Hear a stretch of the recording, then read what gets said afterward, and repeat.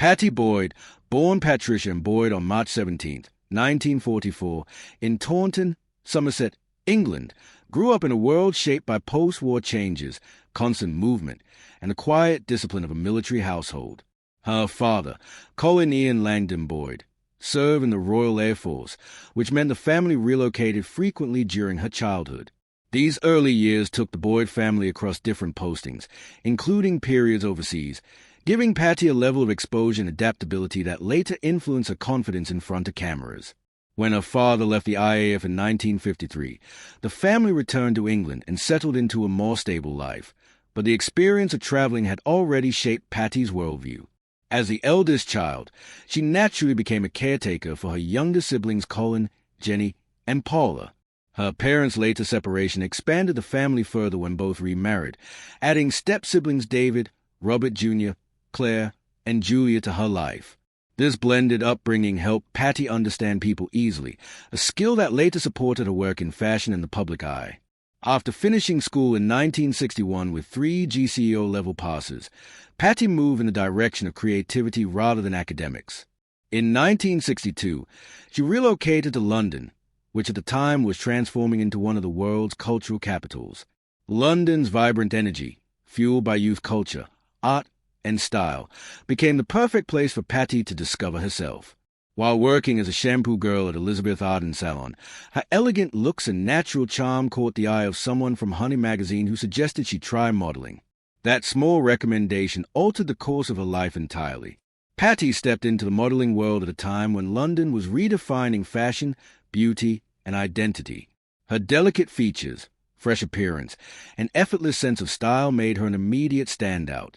By 1962 and 1963, Pattie was already working consistently in London and then Paris, appearing in fashion magazines including Honey, British Vogue, Vanity Fair, the French edition of Elle, and various newspaper spreads for the Daily Telegraph and the Times.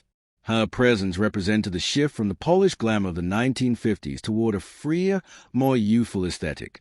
Pattie, along with fellow model Jean Shrimpton, became one of the faces of the new era. Photographers such as David Bailey, Tyrone Donovan, and Brian Duffy helped shape the iconic swinging London image, using models like Pattie to define the movement. Her Vogue cover cemented her as a rising star in the modeling industry, and her fame spread as she continued to appear in influential campaigns.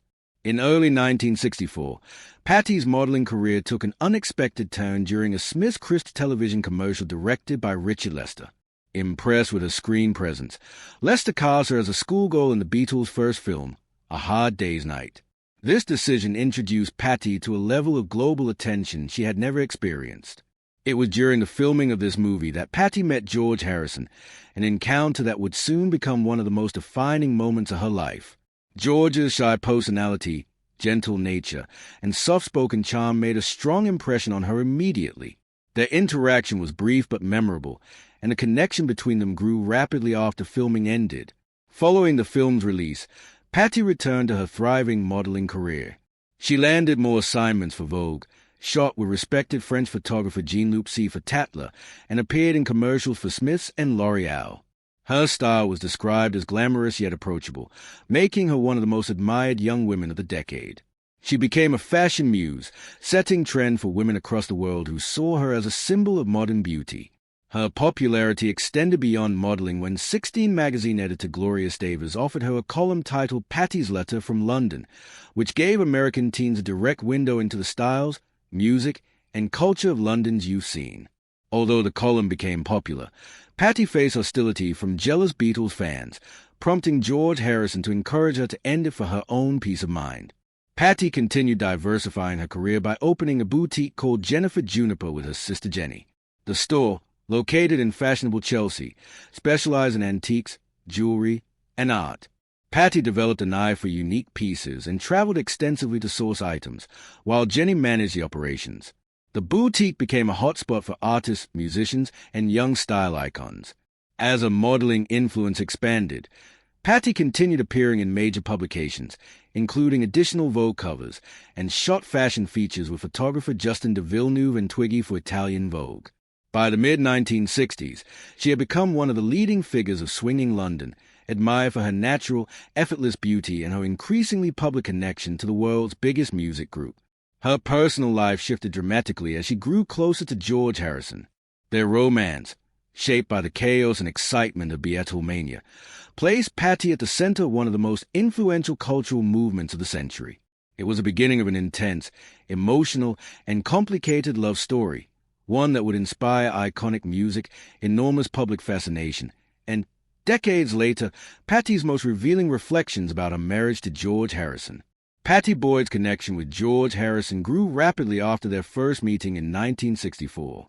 Their relationship began in the spotlight of intense global attention, but behind the scenes it unfolded with a mix of innocence, fascination, and overwhelming pressure.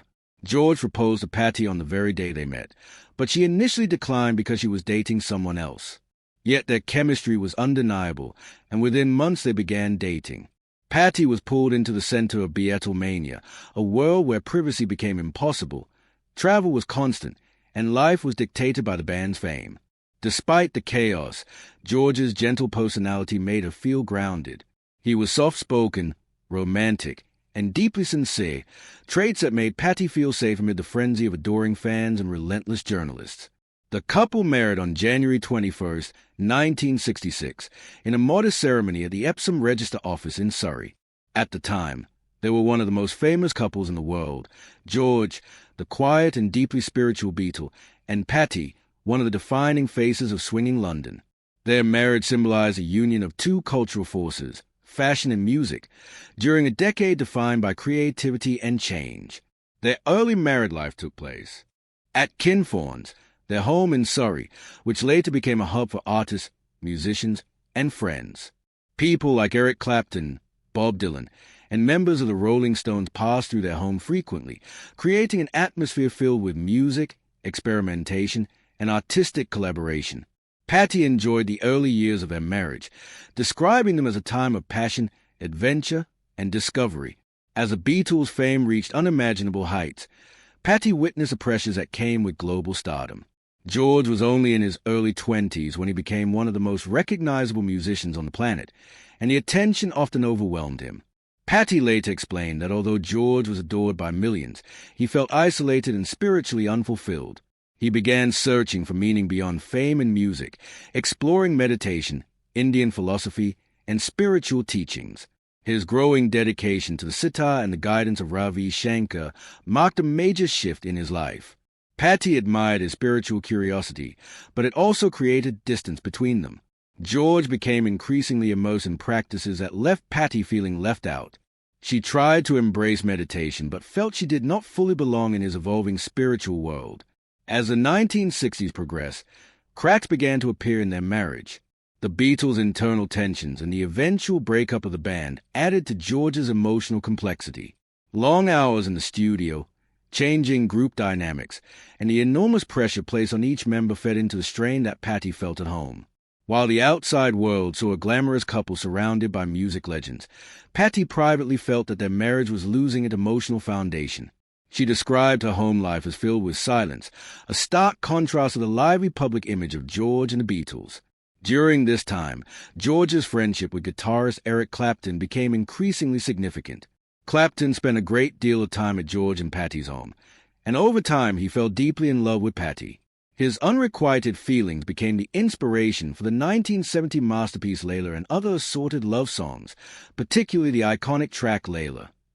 Pattie later revealed that Clapton's pursuit placed her in an emotionally complicated and painful position. She still loved George, but the loneliness she experienced in their marriage left her vulnerable. Clapton's intensity both flattered and troubled her. He expressed his love through songs, letters, and emotional confessions, drawing Pattie into a situation she never expected. Meanwhile, George's growing spiritual journey and long periods of emotional withdrawal made their marriage increasingly fragile.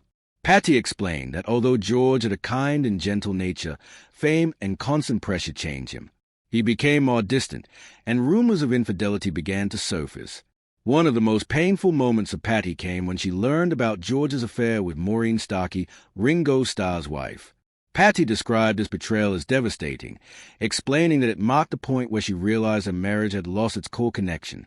Still, she tried to save the relationship. Pattie often said she did not want to give up on the man she loved so deeply, believing that the tenderness she once saw in him might return. But as the emotional distance widened, she felt increasingly lost. By 1974, the marriage had reached its breaking point. Pattie made the difficult decision to leave, a choice driven by a need to rediscover herself and rebuild her identity outside the shadow of fame. Their divorce was finalized in 1977, ending one of the most widely discussed relationships of the 1960s and 1970s. Years later, Pattie explained that despite the heartbreak, she and George eventually reached a place of forgiveness. They maintained a quiet friendship, free from bitterness.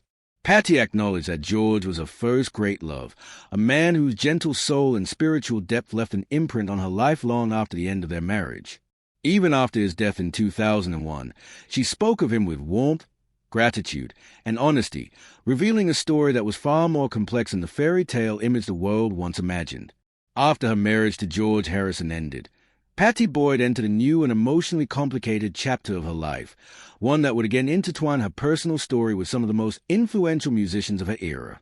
Her relationship with Eric Clapton, already emotionally charged during her marriage to George, deepened after her separation. Clapton had fallen in love with Pattie years earlier, and his obsession with her had shaped one of rock's greatest love songs, Layla. Pattie later explained that Clapton's pursuit was both flattering and distressing. He seemed consumed by longing, and although she resisted his advances for a long time, the emotional turbulence within her marriage to George made her increasingly vulnerable to Clapton's attention. Pattie and Eric eventually married in 1979, surrounded by music legends and friends who had long known the complexity of their relationship. At first, their marriage held promise, marked by moments of passion, creativity, and the romantic ideal that had inspired so many of Clapton's songs. Yet behind the glamour, the marriage quickly revealed painful realities. Clapton's struggles with alcoholism, emotional volatility, and infidelity created an unstable environment. Pattie later described life with him as a cycle of tenderness and disappointment, where periods of affection were overshadowed by long stretches of emotional distance. While songs like Wonderful Tonight and Bell Bottom Blues immortalized her as Clapton's muse, the real experience was far less romantic. Pattie endured the weight of his addictions and the exhaustion of trying to maintain a home filled with instability. Their marriage ended in 1989, closing another chapter of intense love and heartbreak in her life. As the 1990s began, Pattie Boyd sought peace and stability after decades spent in the center of some of rock history's most dramatic stories. She stepped back from the intense glare of the public eye and refocused her energy on growth, healing, and rediscovery. It was during this time that she met Rod Weston, a property developer whose grounded nature provided a stark contrast to the emotional chaos of Pattie's previous relationships. Their connection grew gradually, built on understanding and companionship rather than fame or artistic passion. Pattie often described Rod as her anchor, someone who helped restore calm after years spent navigating the storms of celebrity life. The couple remained together for nearly 3 decades before marrying in 2015, marking what Pattie would later describe as a most stable and comforting partnership. By the time Pattie reached her early 80s, she had developed a clarity and emotional distance needed to reflect truthfully on her past, especially her marriage to George Harrison.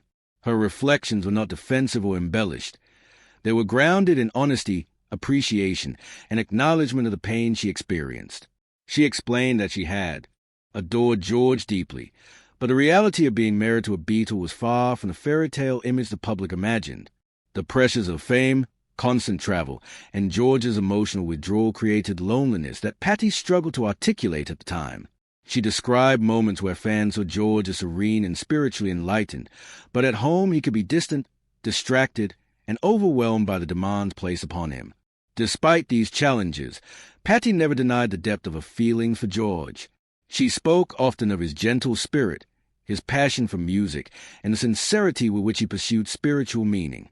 She admired his search for inner peace, even when it created separation between them. Pattie believed George carried a sensitivity that fame made difficult to express. His journey into meditation and Eastern philosophy fascinated her, but it also left her feeling excluded from a world he increasingly retreated into. She remembered the beauty in his eyes when he played the guitar or spoke about God, saying that those moments remained among her most cherished memories. The most difficult memories she shared centered on the emotional distance that grew during the late 1960s and early 1970s.